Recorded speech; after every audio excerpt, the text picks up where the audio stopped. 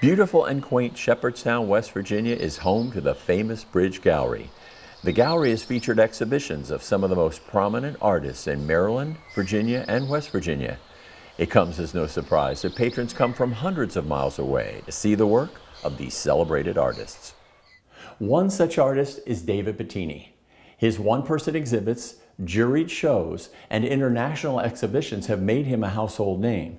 David combines classical realism with acrylics and creates things that are bigger than nature. Well, welcome to my studio. I work in glazing, and glazing goes back to a Flemish technique in the later Renaissance. So as a kid, when I was first introduced to painting, I was an oil painter.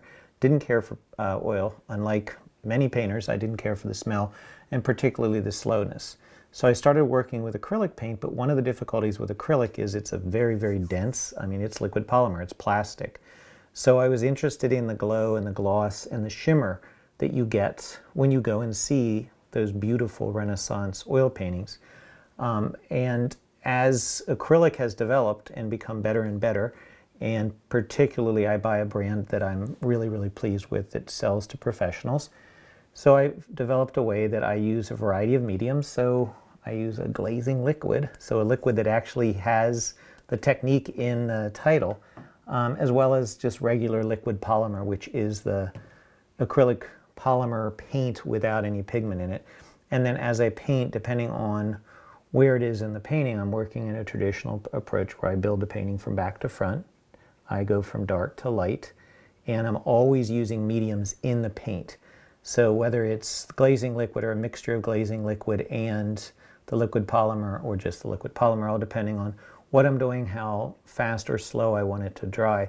The pigment is always being opened up, making it semi-transparent or semi-opaque. It's half full or half empty, depending on how you want to describe it.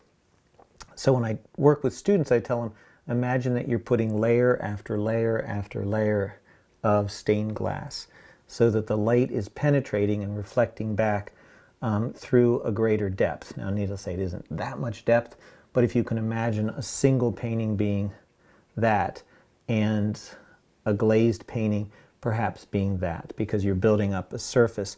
And it's hard to see, probably on the camera, but in exhibits, a lot of times I encourage people to sort of get up close, because if you get up and look, you can actually begin to see some of the brush strokes which are on different layers. So sometimes a brush stroke will actually overlap with some visible distance, the strokes that are on layers earlier. And part of that is you just get this incredibly luminous effect. So traditional glazing would have used linseed oil, stand oil, a variety of different oil within the oil paint, so that once again the paint was open. The difference is I'm working with acrylic, and acrylic is polymer, so I'm using acrylic mediums. And to me it makes perfect sense. I'm sort of surprised that it isn't a technique that you seem to find being used very often. It's used by oil painters and much, much, much less frequently by acrylic painters. David, you exhibit nationally and all over the country, and the world for that matter. How did that all come about? I paint a lot, and I've taught in a number of places, and wherever I've taught, I've exhibited, and I've also tried to enter, earlier I would just enter regional exhibits and get shows at small colleges, do things to try to figure out how I could get the work to different places, and then things just built from there. And You're an accomplished teacher as well. You've taught a number of places. I love teaching. I can't imagine, to me, teaching and painting are so integrated that it is hard to imagine one without the other, for me. So interesting how one reflects on the teachers we've had in the arts field more than any other endeavor. I would agree. Unless, of course, you studied under Einstein. That's true. If you had somebody, but his ability to transcend the physical was artistic. He was so wildly creative, and it's creativity that is the hook. I think that a good teacher knows how to stir curiosity, and whether that curiosity is specifically more physical science, a creative endeavor in a studio or any other discipline, I think it's that ability to stir the creativity in a student. One's work is part of your immortality, but I would also think that one's students can be part of your immortality. And that's, I mean, any teacher, I think, that you ask will say one of the greatest things is watching the students that you had as 17, 18, 19-year-olds become 42, 45, 48-year-olds, and they're living a vital, interesting, engaged life, and they become like wonderful people, whether they're painters or not.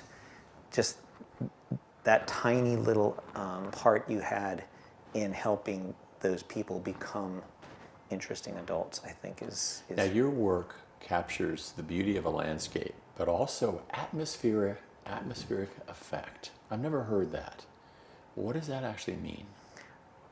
And again, I love the Renaissance. I mean, I like a lot of painters, but the notion of atmospheric perspective, which, and specifically Leonardo loved that notion of atmospheric perspective, where you manipulate scale, intensity, blur, and the quality of the color purposely to absolutely exploit the illusion of depth. And acrylic gives you that ability, doesn't it? Yeah, I mean, any pigment gives you that ability, and there are now such good acrylics. I mean, 35 years ago when I switched from oil to acrylic, the quality of acrylic was not quite to the level where it is now. And here I'll plug my...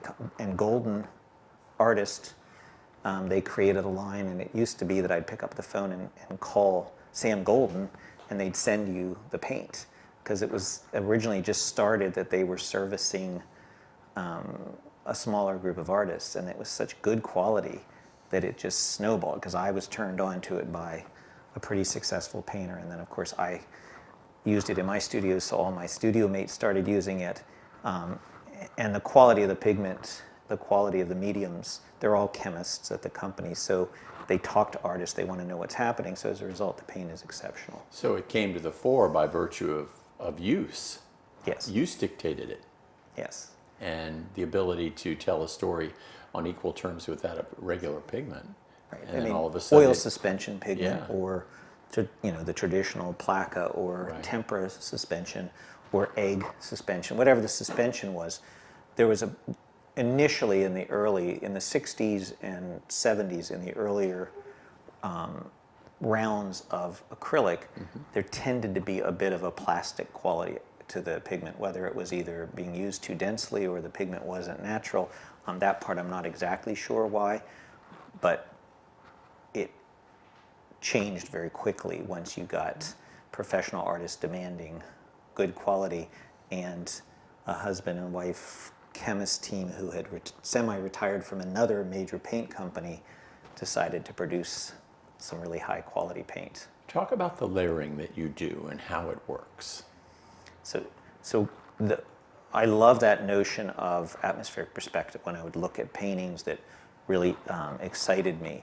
And the Flemish technique, the Renaissance technique of using, and it could depend whether it was linseed oil, stand oil, of some kind of an oil to open up the pigment. So you take paint and you thin it so that when I teach, I tell students, imagine that you're painting with layers of stained glass. So by opening the pigment and using a medium and building from back to front, which is, I mean, a very traditional approach to this subject, but you're using layer after layer after layer of pigment that is semi-opaque or semi-transparent to some degree or another. So not everything is transparent and not everything is completely opaque. So semi-opaque. Yeah, so there's a combination, and then it just, as I move through the layers, I'm doing either getting much more transparent or becoming almost completely opaque, depending on what it is I'm working on in those last layers. And it could be on a bigger painting, there might be 25 or 30 rounds where I'm going through that painting. So it just gets a really nice luminous quality to it. I was going to say luminosity is definitely at play here. We don't quite see it on your camera, but behind you, that particular painting we're going to look at on the wall in a little while is creating this amazing, almost an aurora borealis of green. Which is pretty cool. So it's reflecting back. It's actually participating. Yes. So instead of being passive, it is actually, we do have physics at play back there. That is which truly is pretty amazing. cool. The layers of opacity create this real richness, don't they? And that's one of those things. And there are kinds of painters. There's kinds of subject, kinds of focuses where painters absolutely want it to not be transparent at all. They want complete flat. It just happens that I like that very traditional pictorial illusion where you're ultimately being the magician and turning a flat space into an expansive illusion of naturalistic space. A photograph, a painting can capture a moment in nature, but the technique you're using actually embroils you in nature. Is that valid? That seems like, yeah, that's a good way of saying it. I mean, I love being in nature more than just about anything, and I have removed over the years any reference to specific, highly specific place or figures, because one of the things that interests me is that unique relationship that occurs when you find yourself contemplative and quiet on a walk, on a hike, sitting on a bench, whatever it would be in nature, and something clicks because everything sort of comes together. So I'm trying to get that sense where the viewer sort of becomes part of a memory they had, and they can sort of transport their memory, their experience into the painting that they're looking at. This form of classical realism can lend itself to literally sitting in a living room, staring at the work, and transporting one there. Whereas a lot of art can't do that. Right. And is that the technique, you think? And the expertise that's one of the my artist? goals, Yeah. and it just depends. Like I always tell students, there's a lot of reasons why an artist wants to create art. For me, this is the valid, literally the only way I can see creating art. I want to capture that incredible beauty and that sort of transcendency that occurs when you are in one of those moments, when you're out there and it's like, wow, this is just incredible. Your images that you capture have a certain universality about them, and the longer you live, myself included, I look at all these images and I remember specific moments where I saw this picture before. At least my memory's fuzzy enough to make it that particular picture. That's a beautiful thing. How do you know? That's the greatest compliment. Yeah. I mean, that's part of, I'm attempting, and when people say, oh my gosh, they look like photos, I'm always like, well, actually look at it. It doesn't look like a photo. No. It's stylized, it's highly saturated, it's romanticized, with the idea that the way you remember something special is stylized, saturated, and romanticized. So the painting almost acts as a frame for your memory. And it's fun. If I've exhibited in various places, and in Santa Fe or in Washington, I'll have people say, oh my gosh, this looks just like my grandmother's place when we were kids in the UP, in the Upper Peninsula. And I'm like, that's exactly what, because you live with the painting, and it should take you to a special place. I've never looked at a painting where the water was moving and the trees had a little flutter in them, and there was just a tad bit of a breeze blowing in my face, and I get the notion that those are all there as I look at it. No, thank you. That's part of the layering, I would suppose. To me, that's a nice compliment. Yeah. It's a combination of the layering, and once again, when I teach, students are like, "How do you paint all the leaves?" And I'm like, you really have to go to the place. You have to think about it, and when I'm teaching, I'm always like, your brush and your arm should be moving organically. How does if you're painting a tree, how does the tree move and flow? And that's the gesture and the movement that should be occurring as you paint. Yeah. How does direct observation come into play here? You see the image, somehow you capture it on the optic nerve. You can't be there for 34 hours in nature. Right. So how do you capture that in the mind's eye? And again, I have the great advantage that people like Albert Bierstadt and various epic landscape painters that I love, where they would do tons and tons of sketches and preliminary paintings on site and take them back to the studio. I see. I can do loose sketches on site and take 90 or 100 photos and take all of that back. And because I was there, the photos act as reference. And I usually will just spread out a lot of photos and then almost recompose. So the scene that's behind me from very near here on the Antietam Creek, or any of the other paintings, they're in specific places, but that exact arrangement of parts probably doesn't exist. So I actually read something that you had written, that you paint a romantic image of a cherished memory. Is that what you're going for? That's what I'm trying to. The feeling I have, the passion I have for being out in nature and experiencing that, as you mentioned, the light, the air, the slight ripple of the water and the noise that it makes.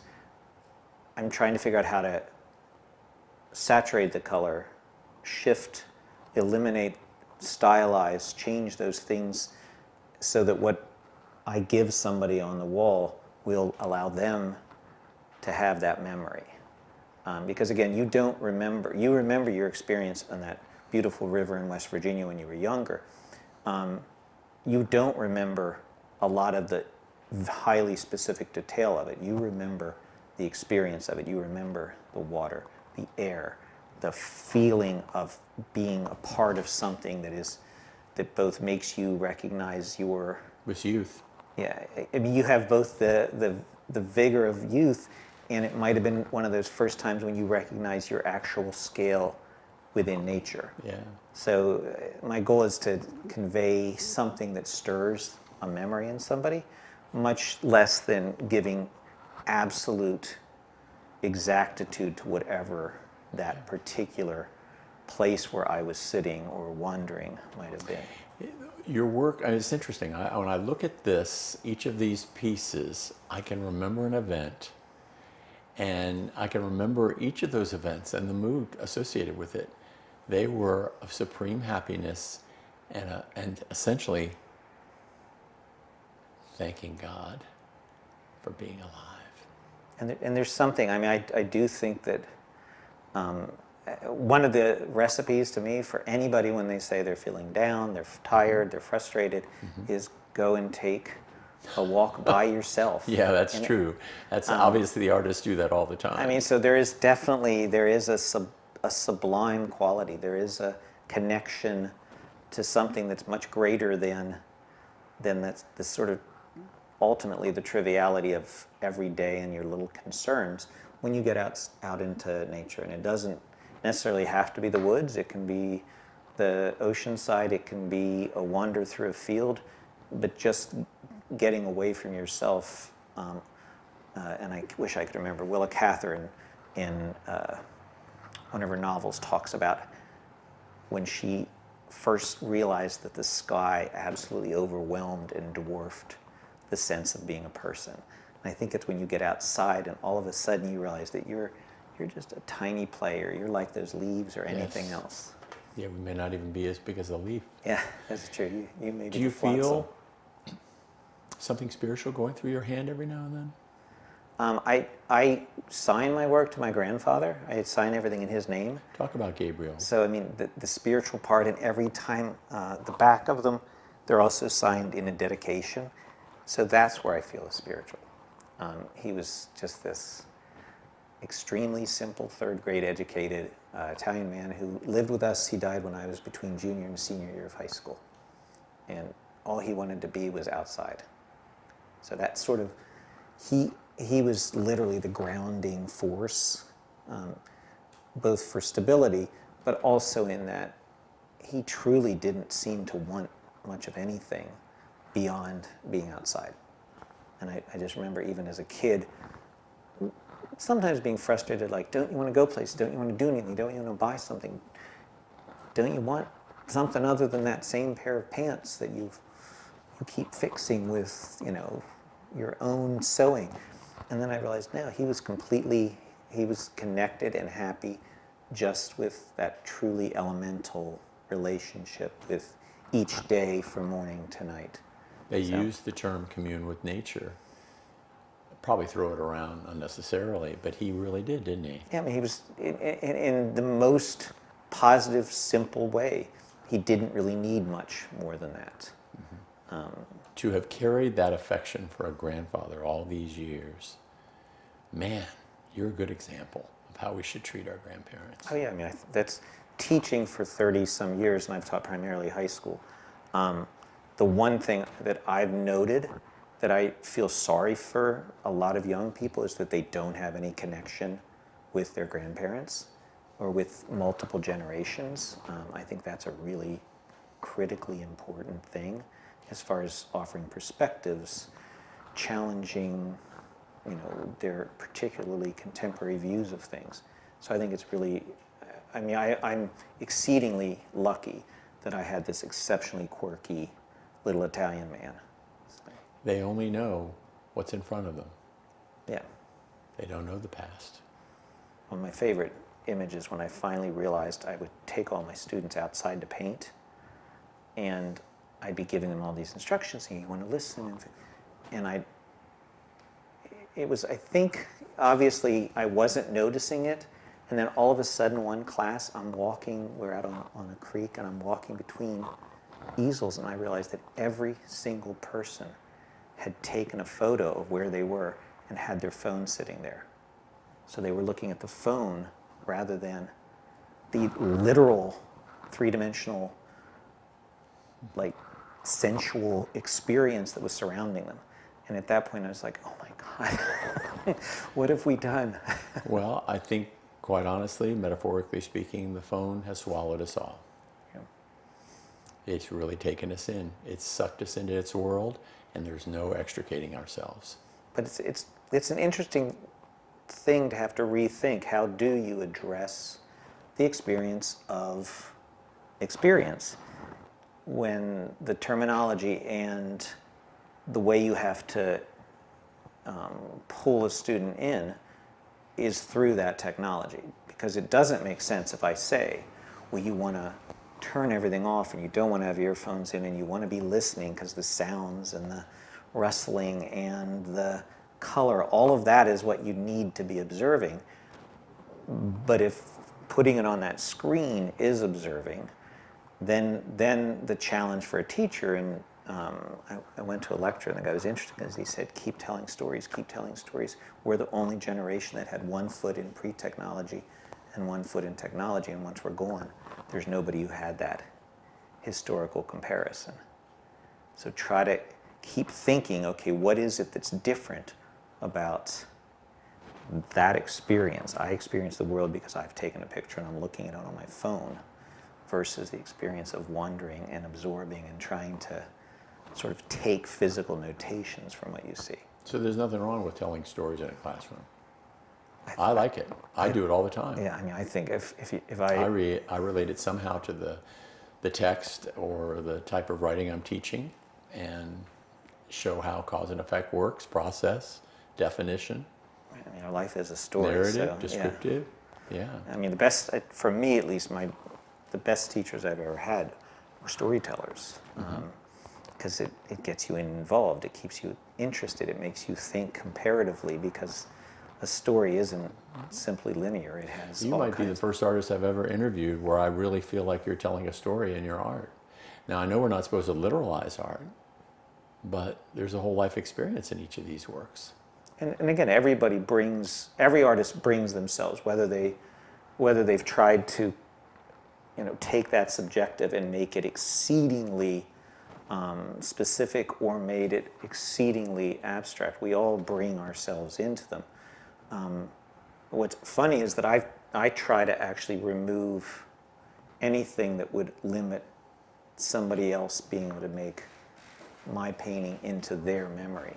So I don't put, the steeples of Frederick, Maryland showing up in the back if it happened to be that that's where it was. Or I don't put, because I want the paintings to take them. So I'm telling a story, and I guess I'm trying to figure out how my particular attachment to the subtlety and beauty of continuously shifting light and atmospheric effect, it comes into play because everybody has those experiences.